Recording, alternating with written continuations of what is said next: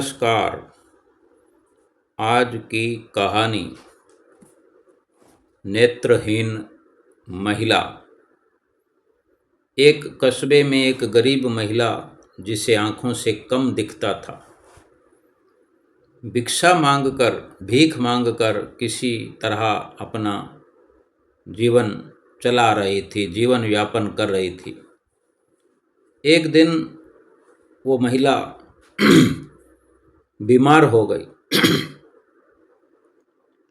किसी दयावान व्यक्ति ने उसे इलाज के लिए 500 रुपये का नोट देकर के कहा कि माई, इससे दवा खरीद लेना, दवाई खा लेना, ठीक हो जाओगी। तो वो जो उसने जैसे तैसे देख लिया था, कम दिखाई देता था, लेकिन समझ लिया, देने वाले ने भी समझा दिया कि ये 500 रुपये रखो। तो 500 का नोट लेकर उसे आशीर्वाद देते हुए, दुआएं देते हुए अपने घर की ओर चल रही है। अंधेरा थोड़ा अधिक हो गया, अंधेरा होने लगा।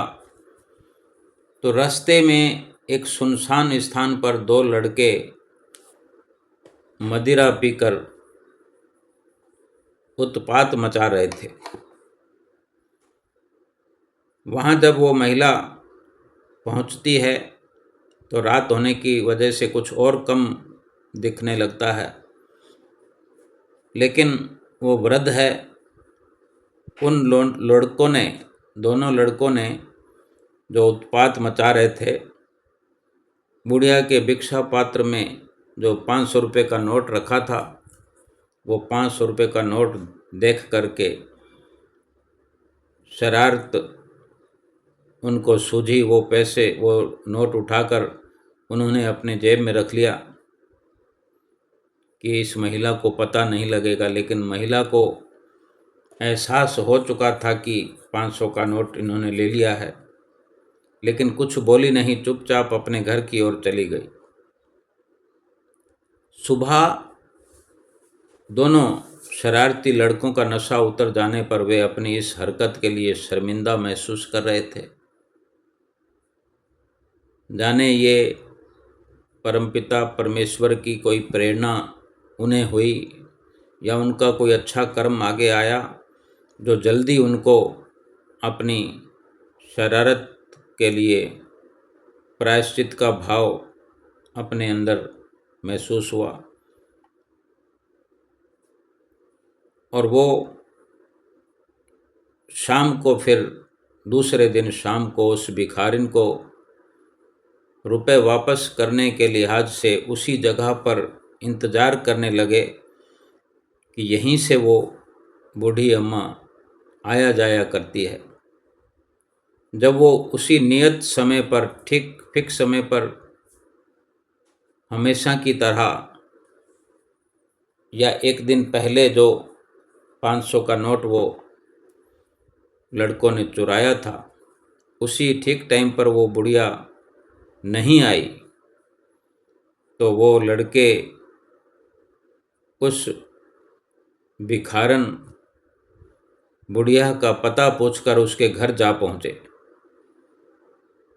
उसकी झोंपड़ी पर जा पहुँचे, जहाँ जाने पर उन्हें पता चला कि रात को उसकी तबीयत अचानक ज़्यादा बिगड़ गई और दवा ना होने के कारण, वो बुढ़िया दवा ना खरीद पाने के कारण उस भिखारिन वृद्धा की मृत्यु हो गई।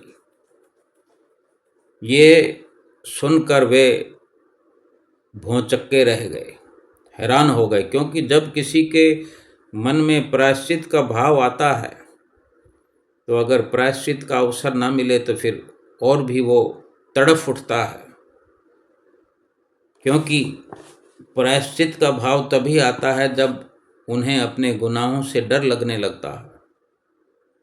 अब वो हैरान हो गए, उनके मन में वही विचार था कि उनकी एक शरारत ने किसी की जान ले ली, क्योंकि वो 500 रुपये दवाई के लिए किसी भले मानस ने दिए थे और इन्होंने शरारत करके, क्योंकि वो 500 रुपये से दवा लाकर रात को सुबह, लेकिन 24 घंटे बीत जाने पर जब इन्होंने उसके घर पहुंचकर देखा तब उनको ये समाचार मिला।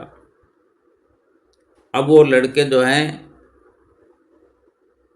उनके मन में खुद के प्रति घृणा और अपराध बोध का उन्हें एहसास होने लगा कि हम अपने आप से नफ़रत होने लगी उन्हें कि हम जैसा कोई अपराधी दुनिया में नहीं है। पहले तो उन्होंने ये संकल्प किया कि आज के बाद मदिरा पान नहीं करेंगे और शरारतपूर्ण गतिविधियों को हमेशा के लिए बंद करने की कसम खाई। उन लड़कों में आए हुए ऐसे आश्चर्यजनक परिवर्तन से उनके माता पिता भी हैरान थे। जब उन्हें वास्तविकता का पता चला तो उन्होंने हृदय से मृत आत्मा के प्रति श्रद्धांजलि व्यक्त करते हुए अपने बच्चों को कहा कि तुम जीवन में अच्छे पथ पर चलो, समय पड़ने पर दीन दुखियों की सेवा करने से कभी पीछे न हटो और यही तुम्हारा सच्चा प्रायश्चित है। हमारे लिए भी हम ये विचार करें कि अगर हम मदिरा पान करते हैं तो यकीन करने की बात है, मदिरा पान करने के बाद कोई ना कोई शरारत ऐसी हो जाती है, क्योंकि जब आदमी होश में नहीं होता, बेहोशी की हालत में कुछ ना कुछ शरारत होती है जिससे किसी न किसी का दिल दुखता है। चाहे घर से बाहर हो, चाहे घर के अंदर हो, कोई ना कोई चूक, कोई ना कोई अनहोनी होती रहती है, लेकिन कभी ना कभी कोई बड़े रूप में अपने ही किसी शरारतपूर्ण व्यवहार से बहुत बड़ा अनर्थ हो जाता है। किसी की जान तक भी जा सकती है या स्वयं की जान चली जा सकती है।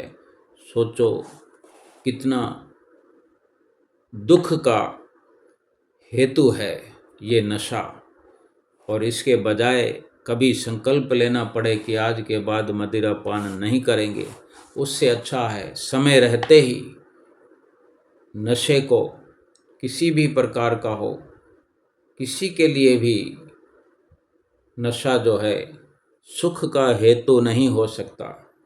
केवल और केवल दुख और परेशानी।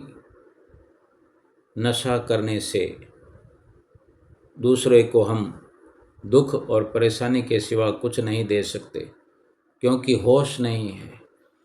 इसलिए नशे के विरुद्ध हमारी चेतना को हम जागृत करें, खुद भी सुखी रहें, खुश रहें और अपने संपर्क में आने वाले, चाहे हमारे साथ रहने वाले हों, हमसे छोटे हों, हमसे बड़े हों, आदर का भाव, सम्मान का भाव, लाड़ प्यार का भाव हमारे दिल में हर वक्त बना रहे और एक सादा जीवन, एक सरल जीवन, सहजता का व्यवहार करते हुए हम जीवन व्यतीत करें।